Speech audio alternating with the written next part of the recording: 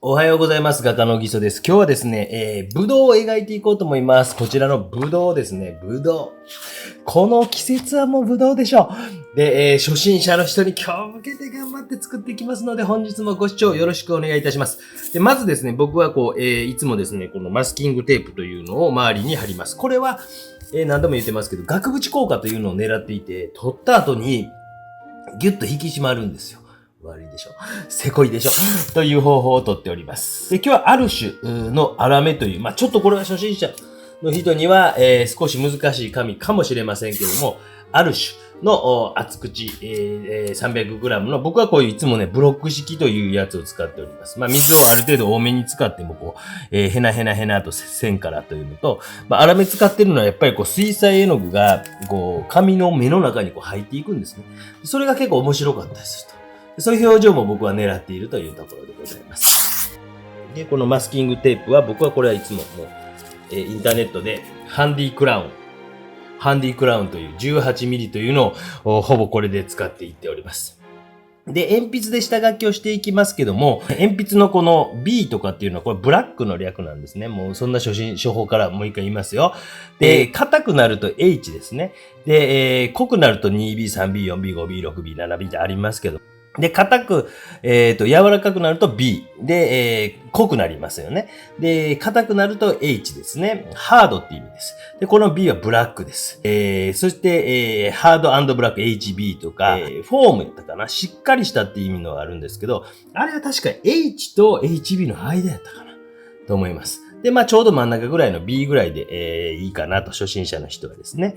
で、まず画面の中で、後ろにある皿というかこの台のL 字の空間になってるんですけど、位置を見定めまして、画面の中で一番上がどこに来るかな、マスキャットがどの辺に来るかなとかですね。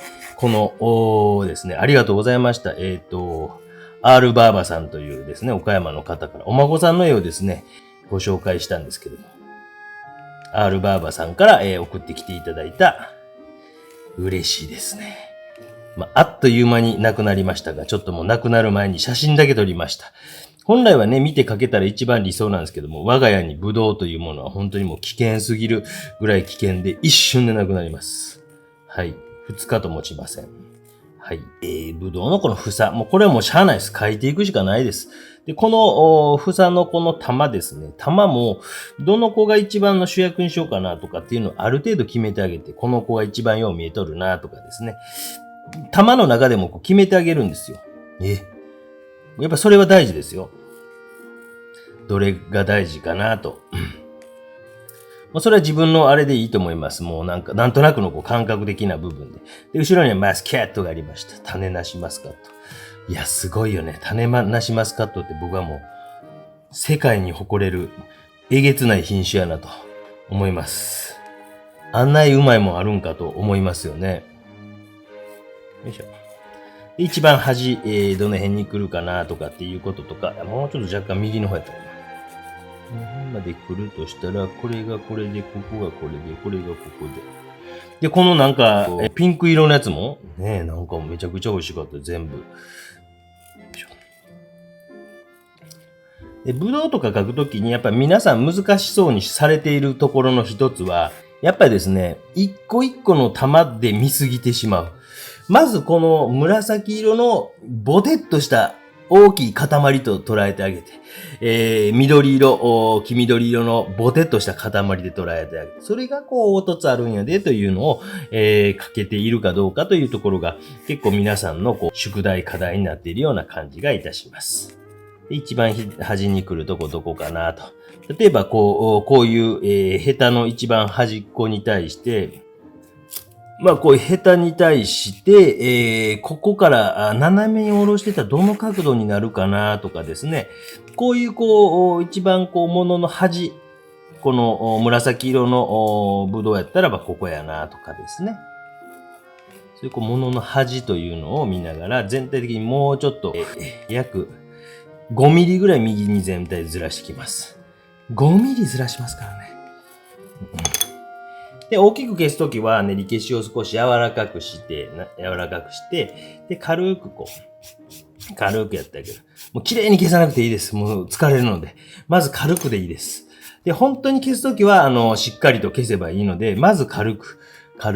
要は、一個一個こう修正していって、もう違うと何回もなるの大変なので、軽くこう消していきながら少しこうずらしていって、ぶどうの端のあたりがこの辺かなと。器があって、ちょっと変わったね、器ですもんね、これね、なんかね。白い器なので、ね、こういうのもどうやって出すんですかって感じですよね。全部こうくくって書かない。こういうところがね、難しいんですけどね。手をある程度大きく動かすようなことをしていかないと、形というのは、もう細かいこういう波とかは後で書けばいいんです。とりあえずは大きく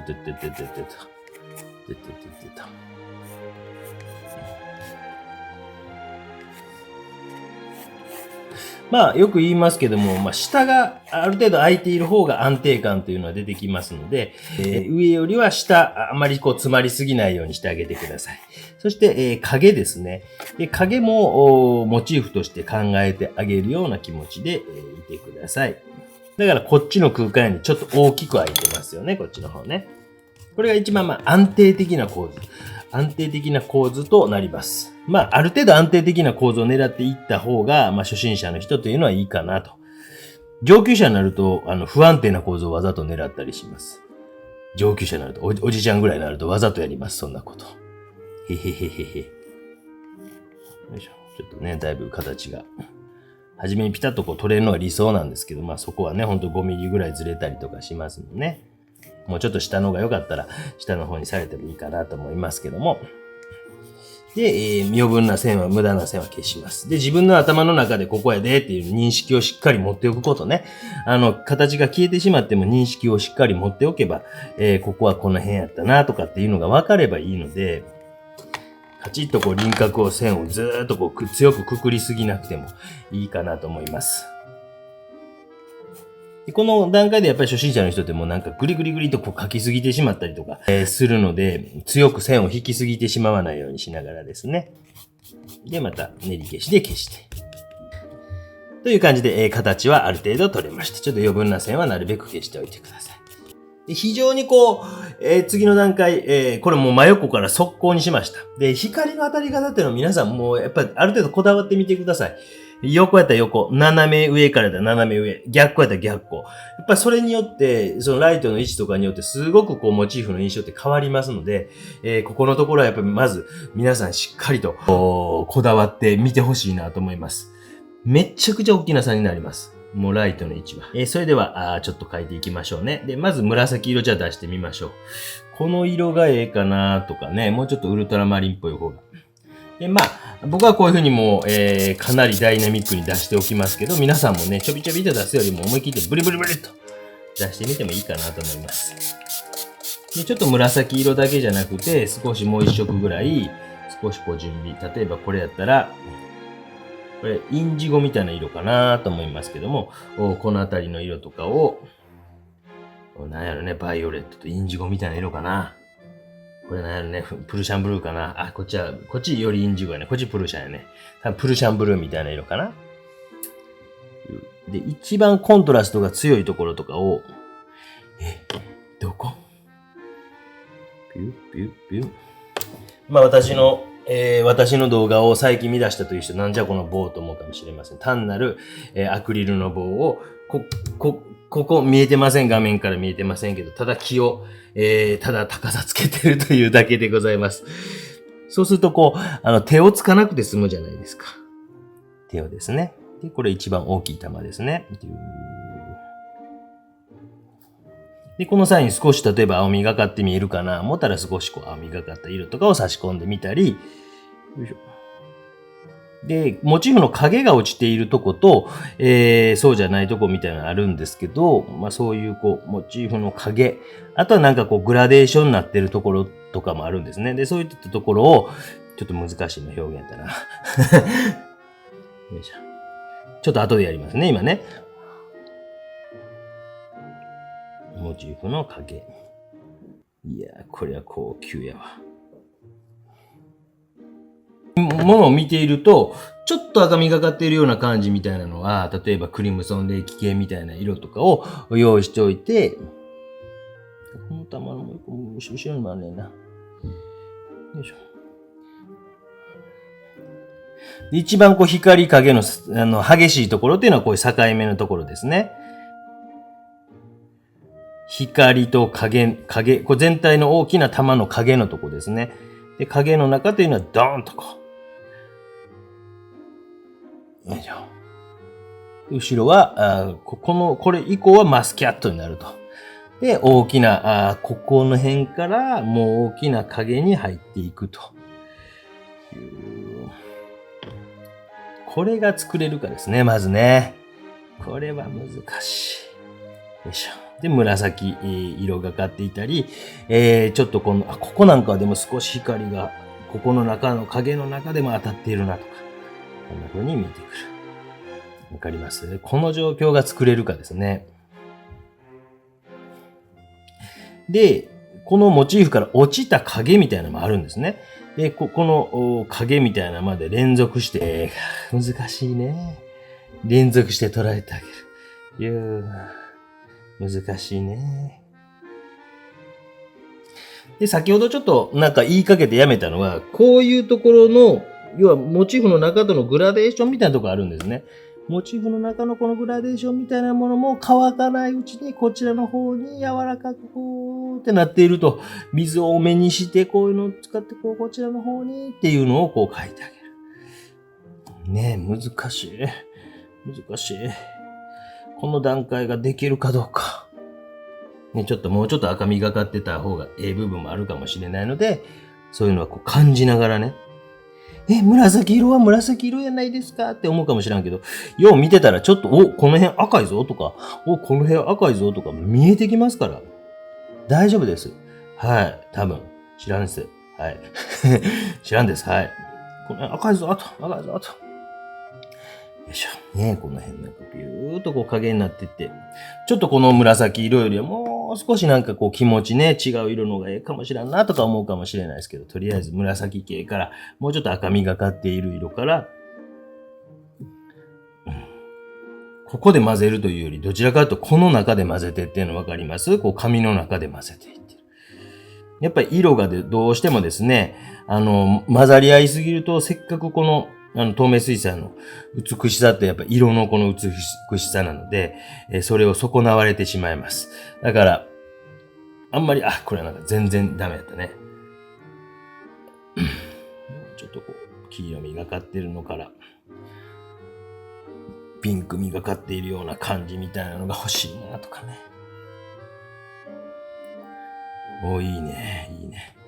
やっと求めるこちらの、なんとかっていう、ブドウの種類忘れました。なんとかっていうね、ホームページで皆さん調べてください。なんとかっていう。よいしょ。こうするとちょっとだけこうブドウの中でも、固有の色の塗り分けみたいなのできたんじゃないですか。ちょっとね。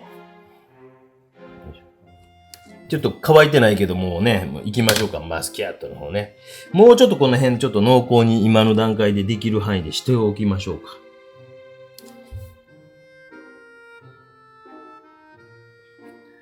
よいしょ。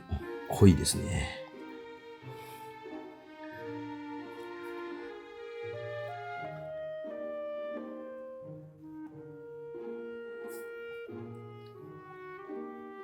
よいしょ。ちょっと濃くしておきました。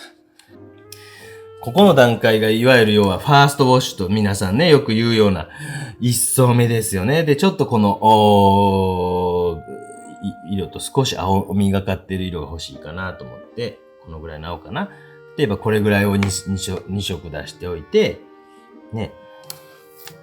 ぶれ。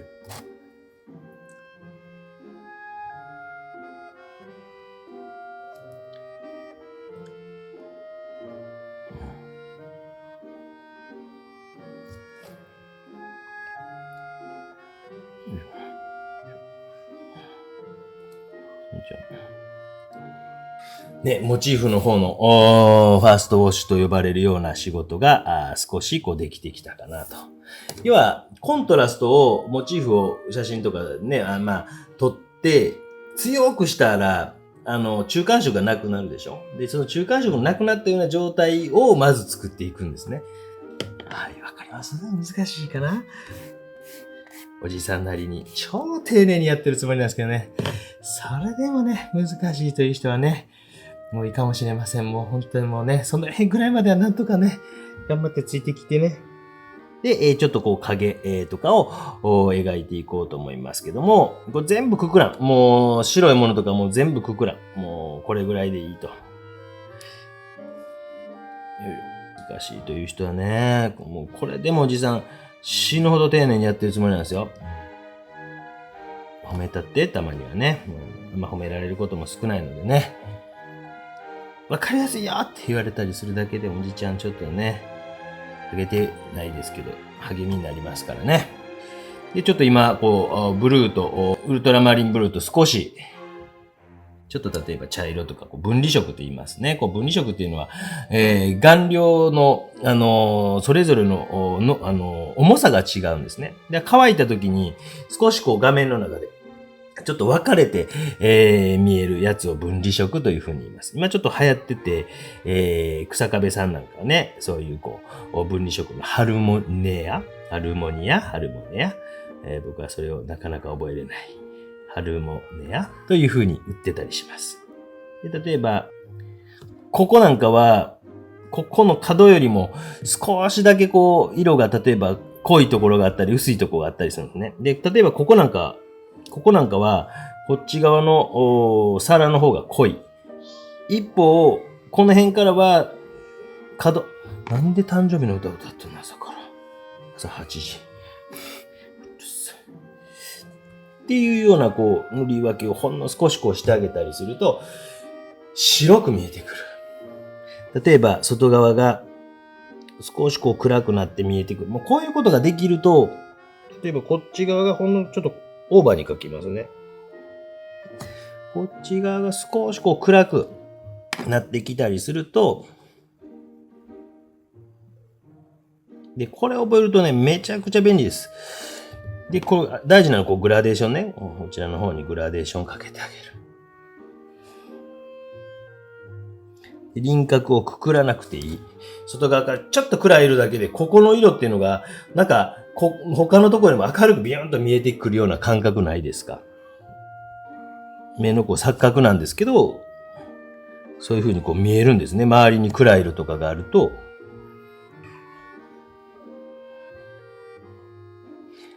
なんで誕生日の歌を歌ってるのか。奴らは。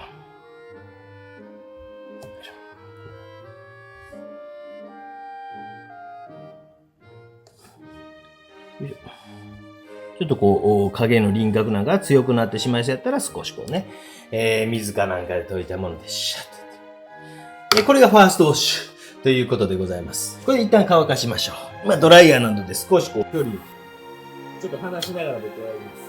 もうちょっとドライヤーでも調整できるのはあると思いますけども、15年ぐらい前に買った安いやつなんで、あんまり調整できませんけどね。それでは、ファーストウォッシュが終了しました。乾かしました。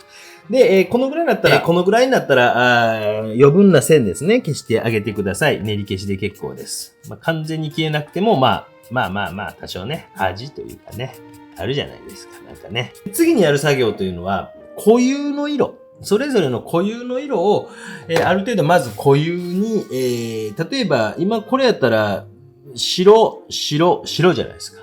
でも、ここの中の生の白に近いのってそんなないんですね。こっちの方が白いですよね。こういうとことか、こういうとことか。でも、こういうところとか、これでも生の白ではないですよね。でそういったところを少し固有の色を塗り分けつつ、少しずつ密度を上げていくという作業をしていこうと思います。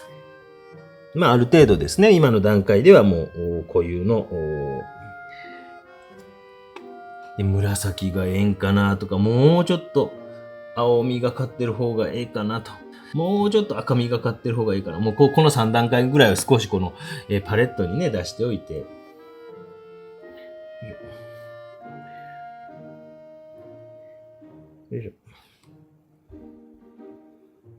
ちょっとこう濃すぎたな思ったら、乾いた筆などで、布がついてないのとかで少しこう拭き取ってあげたりとかしてね。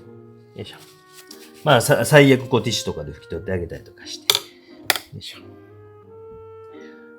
いしょ。ちょっとね、この辺は強すぎたね。よいしょ。そうすると生の白という状態ではなくなっていきますよね。本当に一番のハイライトってどこかなと、この、ブドウの中のハイライトってどこかなと。そういうところは本当一箇所とかでも残しておいてあげてもいいかなとは思いますけど、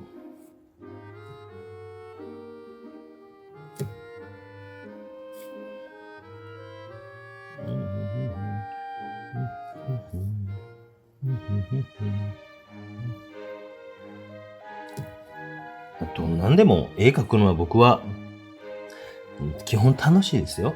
はい。皆さんがどういった心境で絵を描いてるか。苦しかったらやめた方がいいと思いますよ。よく苦しいんですけどどうしたらいいですかって質問あるんですよ。やめたらって。もう苦しんでまでやることじゃないと思いますのでね。で、ちょっと赤とかがね、見えたら赤を差し込んでみたりとかして。こういうとこもね、ちょっと、完全な白ではないので、一回こう置いて、また拭き取ってあげるとかしてね。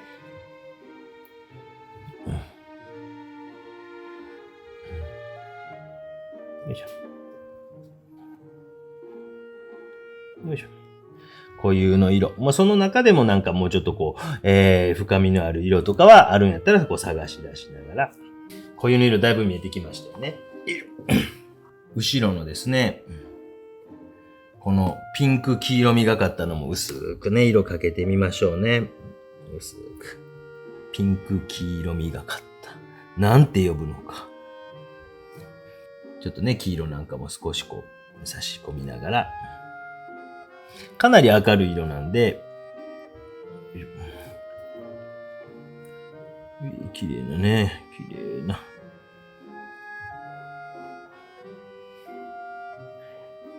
全体のこう固有の色がつきました。ちょっとこう、もう少しこの辺なんかは明るいなと思ったら、こういうとこちょっと明るいぞと。一周でプンプンプンプンプンと。今度はこっちの、メスケット。もうちょっとこう影の下の方まで行ってもいいかもしれんね。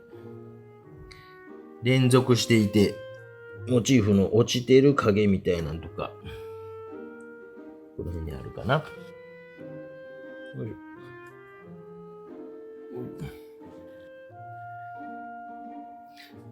このね、ブドウの落ちてる影が本当に微妙にあると。よいしょ。この辺にヘタがあると。よいしょ。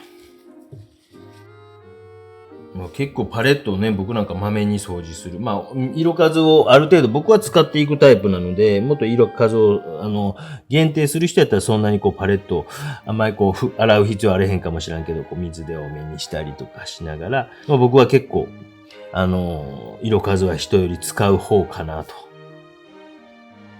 思います。で、またちょっと暗くなりすぎたらまた少し。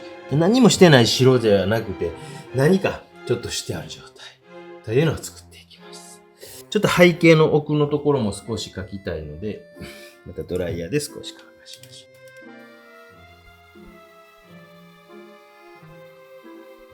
で、ちょっと後ろの面っていうのはこう折れてる面になってるから若干暗くなってるんですね。で、そういったところも少し描いておきましょう。難しいな思ったら、例えば水だけで一回濡らしてあげてもいいですよ。綺麗な筆とか怖いな思ったら一回こう水だけでこう濡らしてあげて、怖いな怖いな。なんかいるのかな怖いな怖いなと思ったらね。っていう。怖いな怖いな。水だけで濡らしてもいいのかなね。どっかで聞いてるのね。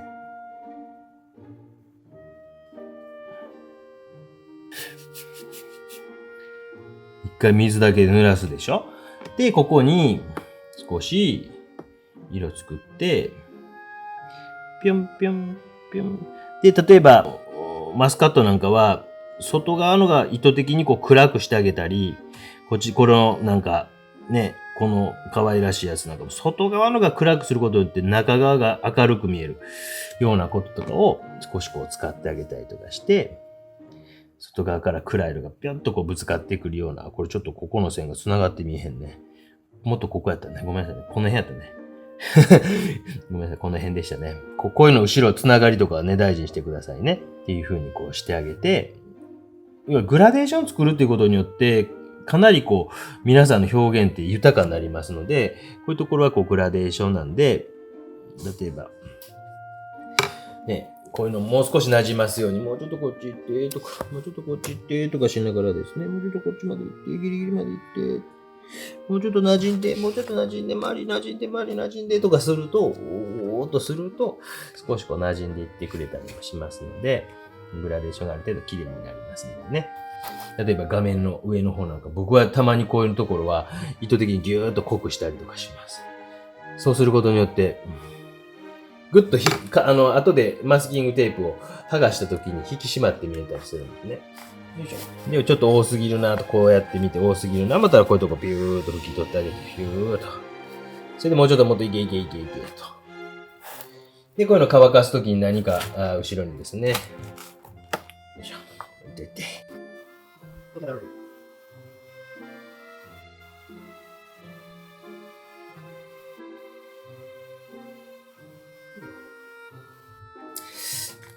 という感じで、セカンドウォッシュが、セカンドウォッシュが終了しました。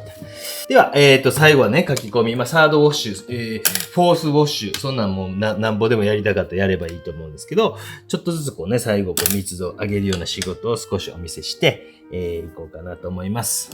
で、例えば今、ヘタの部分。ヘタはやっぱりね、ヘタやとあかんですよ。あら、面白いこと言い張ったな、このおじさん。ね、踏まないといかんですよ。あら、面白いこと言い張ったな、このおじさん。こういうのね、下手に書くんやなくて、うまく書いてください。ということで、面白いこともね、言わんといかんもね、50歳前にしてね。親父ギャグを言いました。親父ギャグを。よいしょ。で、僕の動画でよく言うてるんですけど、隙間産業ってよく言うんですけど、こういう絵こそ一番ぶどうはもう本当に隙間産業が命みたいな絵です。ね、玉に見えるっていうことは、玉が明るく見えるっていうことは周りが暗いわけでしょ。だからその周りのところをもういかに、そういうところをプリンと描きたかったら、そのエッジを、ちょっとね、この紙自体が、厚口なので、厚口じゃないな、粗めなので、その辺の表現で難しかったりしますけど、プリン、外側からプリン、影が落ちて、プリン、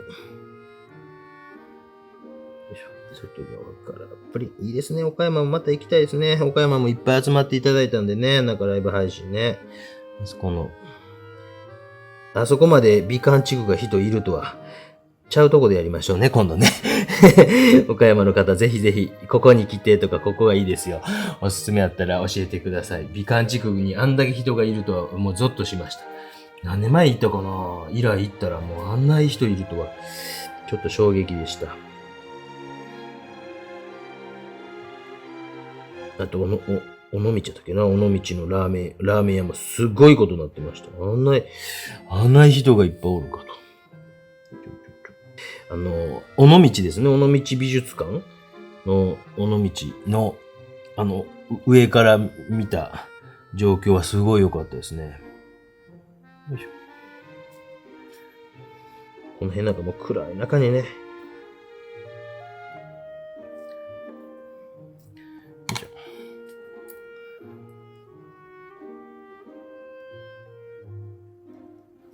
結構こう、現場で見られたり、本物見られた方、よく一様に皆さんおっしゃるのは、思ってるより水多いです。で、思ってるより色濃いと言われます。はい。だから、多分、本物とか見られた方の多くが、あら、思ってるより色濃いなとか、結構言われます。結構それは多く言われますね。タッピに書かんでください。うまく書いてくださいね。ヘタはね。で、やっぱり外側からですね、隙間産業と呼ばれるような仕事していくと、ほら、書ける。出てくるじゃないですか。どないでっか。まずもう玉の中書きたなる気持ちわかります。でも我慢。ぐっと今は我慢。一番最後にやってください。それと同じぐらいの気持ちで集中して、この外側の形を見て、暗い色とかをギュンギュンギュンギュンと置いてください。設置しているここのところにマスカットが映り込んでる。世界に誇れるマスカット。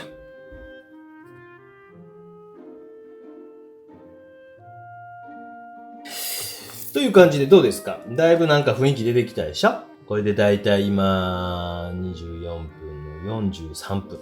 はい、43分ということです。で、こっからは、僕はもう少しだけね、白とか使って、薄くこのなんか表面に見る、なんていうんやったっけ、これね。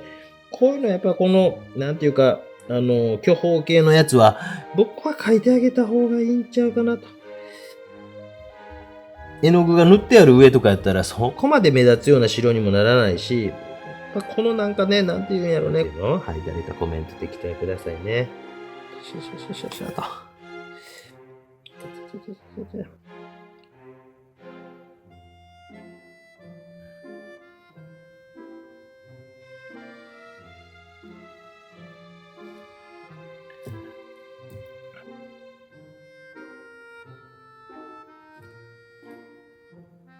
でちょっとずつこう複雑にもなっていきますのでね。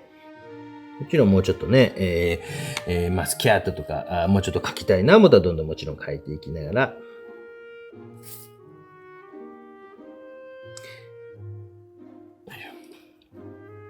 ちょっとこう、もう少し赤みがかって見えるところがあるので、そういうところもね、こうやって、もうちょっと赤みが強いなと思えるようなところも見つけたら、そういうところは、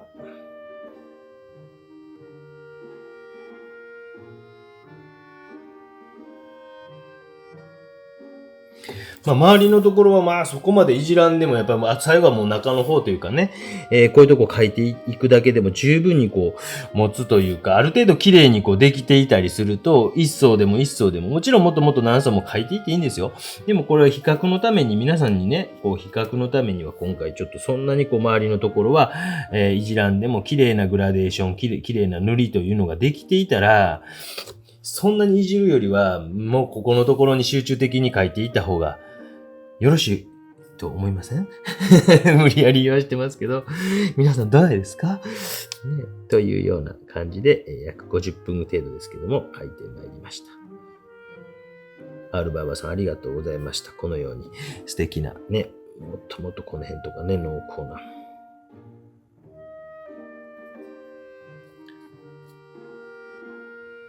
プロセスとしては、まず、濃淡の強い、コントラストの強い状態を作って、で、その後に、固有の色をある程度塗り分けたり、ちょっとこう、微妙な背景とかも描いたりとか、で、最後書き込みする。